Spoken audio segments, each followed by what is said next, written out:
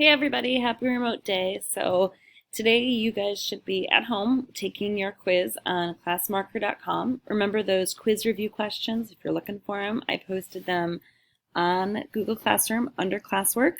They're with the classmarker.com quiz kind of assignment. So you can click on those, you can complete them before you take the quiz. They're not required, but I highly suggest that you do so you're ready for the quiz. Remember the quiz is 10 questions, all multiple choice. 15 minutes to take it, 20 points, and 10% of your overall grade. So good luck on that today. And then you should also be watching this lecture and completing the exit slip, and that way you're ready for class tomorrow. And remember, you're also completing that Parenting Around the World assignment where you've got to complete the chart. As you're completing the chart, there may be some things that you have to infer. You don't have to do any outside research. You're just watching the video clips, looking at the articles I posted, and you might not have like a ton of bullet points, on the chart. You're just kind of looking at it and thinking about, okay, in some articles they might talk more depending on which culture you pick, what it's like to be a parent in that country compared to a child, how they raise them, other cultural influences you're thinking about, how do they treat discipline? And then you're going to be writing those two comparison paragraphs as you watch that TED Talk and compare things to the US. Okay. So, and if you don't get, the lecture and the exit slip done, we'll kind of review this tomorrow in class a bit, but you'll want to make sure you get this done eventually. So today what we're going to talk about is we're moving into section 2. And section 2, it's going to be focusing on, okay, we've talked about how the factors that really influence your personality development are your birth order, okay, your heredity, your, parental characteristics, are your parents young or old, and the cultural environment that you're raised in, which is why we're doing this Parenting Around the World assignment, so you can kind of understand that, thoughts of discipline and how children should be treated vary from culture to culture. And if you would have been raised in, let's say, an Amish community, you would probably perhaps be a different person. It perhaps would have impacted your personality. As we move into section 2, we're going to be looking at more so just how do you obtain this socialization process, and how do you obtain this sense of self and personality? So kind of just trying to understand more, how do you become you? And we've said, from the beginning that there's 4 major impacts or 4 major agents of socialization. And it's your parents, your family being number 1, whoever it is that raised you.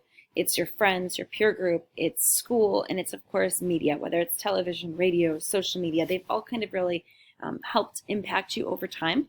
And today we're going to be looking more so at theories. And there's really 3 main theories for this section that help us to understand how someone goes through this socialization process, this interactive process of learning to participate in a group where you're understanding that group's skills and values and beliefs, and just ultimately what their norms are, in terms of their folkways and their mores, and what happens to a person if they violate them, what kind of formal or informal sanctions may await them.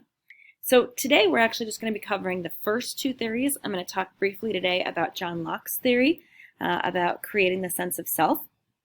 And then I'm going to talk about Charles Horton Cooley's theory about creating the sense of self. He calls it the looking glass self theory. And that's going to be it for today. We'll move into George Herbert Mead's theory of the me versus I back in class tomorrow, and then into next week a little bit more. Or I should say Friday, depending on which group you are, or when you're remote, when you get to it. So moving on here, and remember these are your notes, so feel free to write as much as you want while I'm talking, and I'll post these kind of intermittently.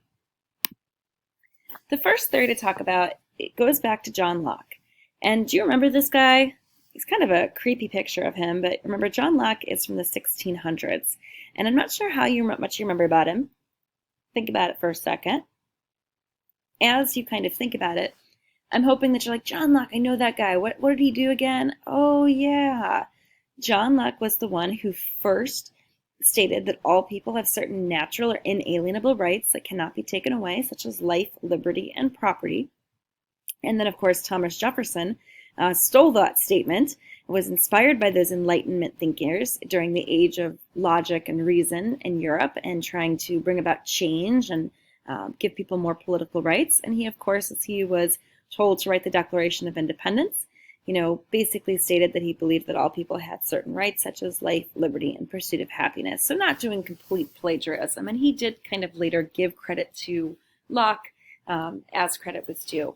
And Locke really was, an interesting man because he lived in England and he was born at the end of the English Civil War. And if you're a junior and you've already taken government, hopefully you've already talked about Hobbes versus Locke. If you're a junior and you haven't taken government yet, then here's a preview for next semester. Some of you seniors might have flashbacks to Gov last year, which may have been disrupted a bit because of COVID, or maybe you remember back to AP Gov if you took that. But there was that whole discussion of John Locke versus Thomas Hobbes. And Thomas Hobbes was another English philosopher, and he had lived really during the English Civil War. So this is when King Charles is going to be executed. At first, you saw that the English Civil War was going well, and King Charles was winning. The people in England were angry over the process of taxation, that the taxes were high, and because King Charles was not letting them have a say in government, he'd actually disbanded the Parliament, the English legislature. And so the people took up arms, Oliver Cromwell kind of leading the army for King Charles, and at first they were leading, but ultimately the people fight back. They come together as a group. They say that, technically there is this Magna Carta, this great charter, which goes all the way back to the days of the Crusade, and it's the idea that the power of the government should be limited. They were trying to strike back against divine right theory, this idea that, the king has ultimate authority and can do whatever he wants because he got the power from God. And eventually the king is captured and he is put on trial and he is executed, and it's a huge deal. It's in the 1600s prior to the French Revolution, and it ultimately then kind of goes through a crazy path. They go through this crazy time in England where they have this Cromwell dude in power. They have a very religious government, a theocracy, where church and state are combined, but then ultimately things kind of calm down, and eventually William and Mary are put on the throne in kind of what's considered a glorious, a bloodless revolution, and England slowly but surely learns to be a democracy, and what we think about it more is a parliamentary democracy, a kind of government where, there is a king, but they are really just, nowadays, just a puppet, a figurehead, and all power really resides with the elected prime minister, and it's in a sense a democracy where the people get to choose their leaders. But that was a long time coming. And since Hobbes, of course, was born and alive during the Civil War, well, heck, he saw all this chaos and violence, and he believed that people were naturally evil, compared to Locke was born after the Civil War, after things had calmed down. And he's like, look, people are good, people are innocent, people are kind, life can be whatever you want it to be. And so Locke writes all sorts of things about how people deserve natural rights, the government should respect their rights, if the government doesn't, they have the right to rebel. And yet again, he was inspired by kind of reading the history of the English Civil War, but he didn't live through it. He didn't watch the king, get executed. He didn't feel that panic and that anxiety about the change and the stress. And so he kind of had more of an optimistic outlook on life, believing that people were naturally good, and that, people themselves were what he called a tabula rasa, a blank slate. And so in Latin, this is the idea that, you can make someone into whatever you want. And he, yet again, thinks back to a baby. And he says, if you look at a baby is innocent, they're pure, and it doesn't matter, what kind of family they're born into. You could take a baby from a rich family and put it with a poor family. You could take a poor baby and stick it in a rich family. It's going to be all about the cultural environment that they're raised in. It's going to be all about how their parents treat them. So he said that basically a baby could be shaped into anything. It's all about nurture for him. So he's definitely one of those early kind of nurture advocates. And of course, Ivan Pavlov, John Watson, classical conditioning, and behavioral psychology come much later, but they were inspired in a sense by people by Locke who said, ooh, wait, what would happen if you took a baby, if you took a child and you put it in a different environment? How would that impact them? And he, of course, said, he thinks that you can change people and make them into whatever you really want them to be, depending on how you treat them and the advantages that they're given in life. And of course, Watson did that later with his baby Albert experiment. So I'm not sure what you think. Many of you have said that today you believe that it's a combination of nature and nurture. So I'd be curious to see if you think this tabula rasa theory holds any water today in this world. Now, the next theory to talk about is a little bit more complicated. It's not just a you're impacted by your environment and we're all a clean slate and you can be whatever you want to be in life. This next one is going to be Charles Horton Cooley's theory. And Charles Horton Cooley is the creator of symbolic interactionism. So remember at the beginning of the year, we talked about how sociologists kind of see the world in three ways. You've got people who are the functionalists, who basically have kind of an optimistic outlook. And they say, yes, there's problems in society. We would like to fix those, but everything serves a purpose. Okay? And then the conflict perspective is more so focusing on the problems in society, the pessimistic outlook. And they still would like to fix them. They're just not sure if they can. And you can always tell that it's the conflict perspective because they're going to be talking about things like inequality, racism, sexism, lack of money, lack of power. And then there's a whole other group of sociologists, and they wouldn't be looking at whether the glass was half full and have an optimist view like the functionalist, or it's half empty like our pessimist kind of conflict perspective. They're looking at the interaction of the glass and the water. So they're looking at basically just the individual relationships that people have, that groups of people have within our society. And when it comes to your sense of self, it's all about, how do you see yourself? And so my question for you is, do you ever think about how other people see you? Is that ever something you think about?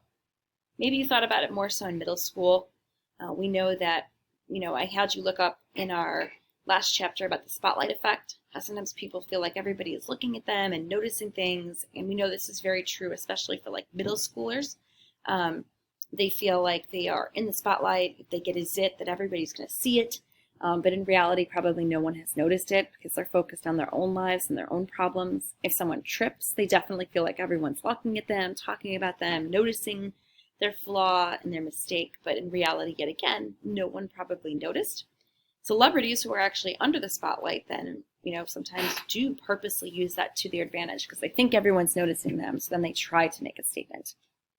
But nowadays, as you're older, I'm not sure how much you really think about this as much, but I think that you do, and it's more of an unconscious thing at this point. Maybe you think about it more so. But take a look at the picture here. So there's a picture of a boy, and we're not exactly sure what he looks like, right, of this young man, because his back is to us. But when it comes to, how he sees himself, okay, well, he's looking in the mirror, and he perhaps thinks that his buddy thinks of him as a certain dude, and he's got this t-shirt on that somehow magically has changed color, because I swear that in one image it's black and the back of it looks blue, so I don't know about that.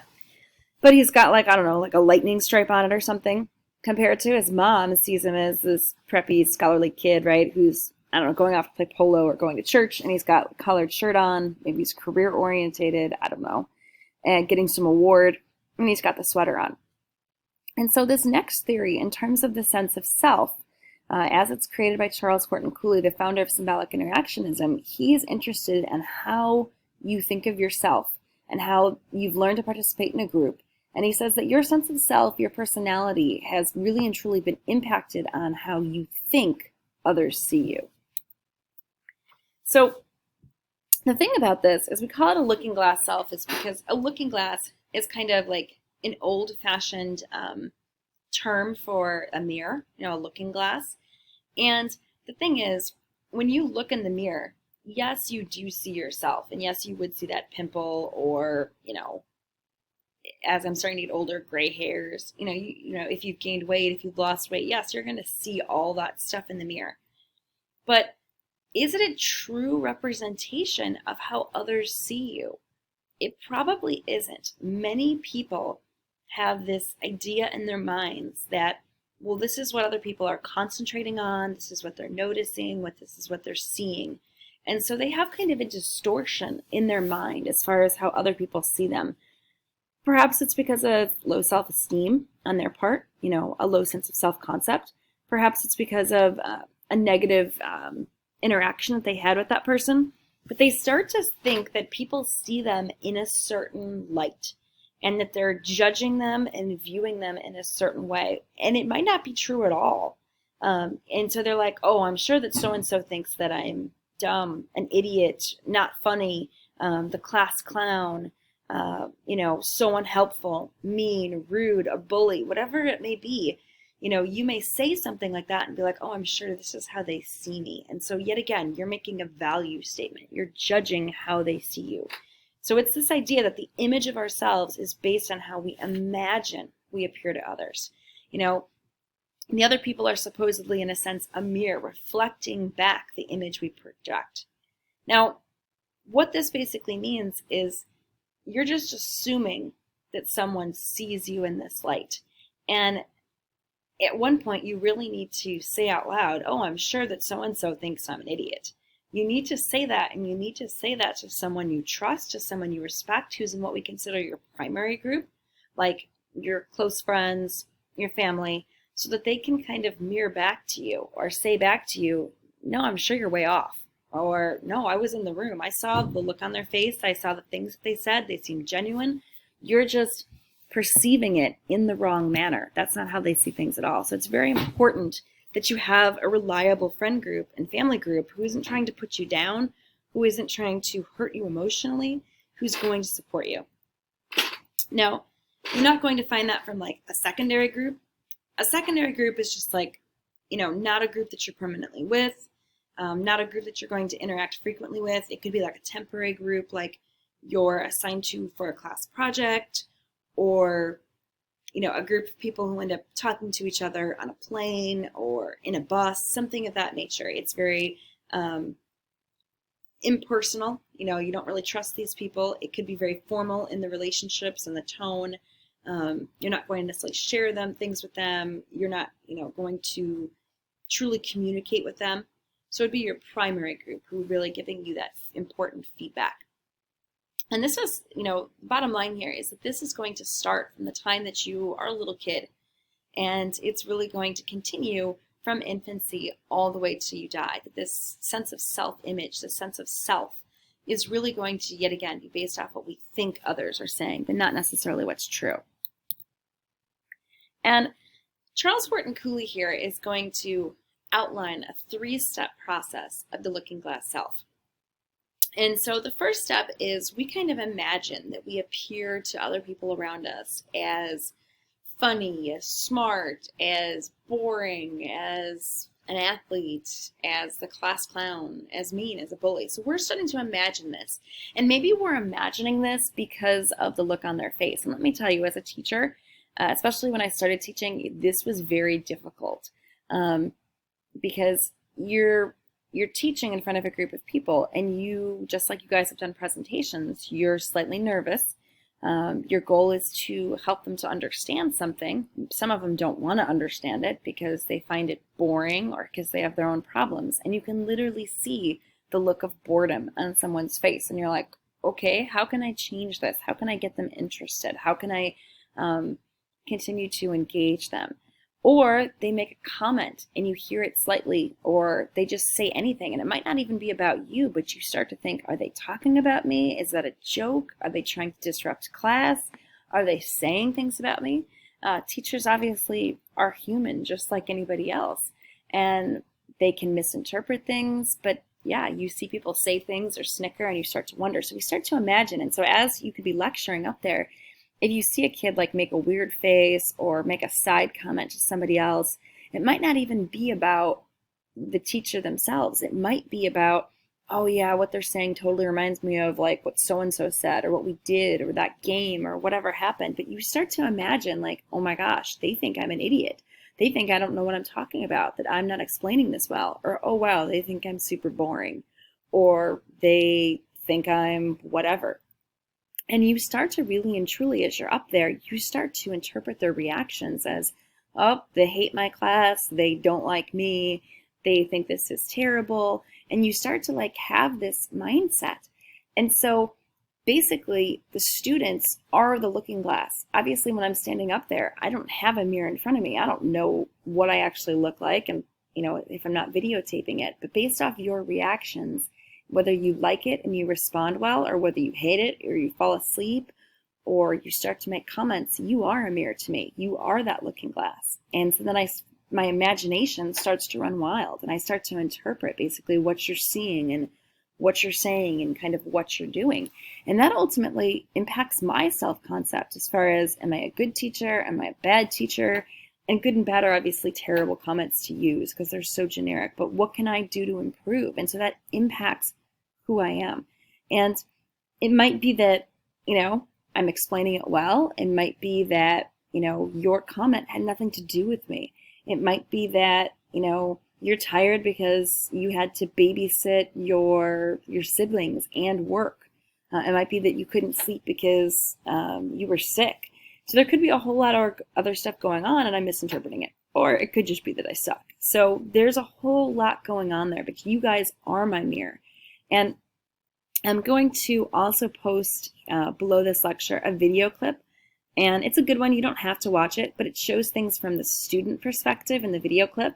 It's only a 3-minute clip, and it also goes on to kind of show Charles Horton Cooley explaining like what students often think of their teacher when the teacher gives them feedback on an assignment.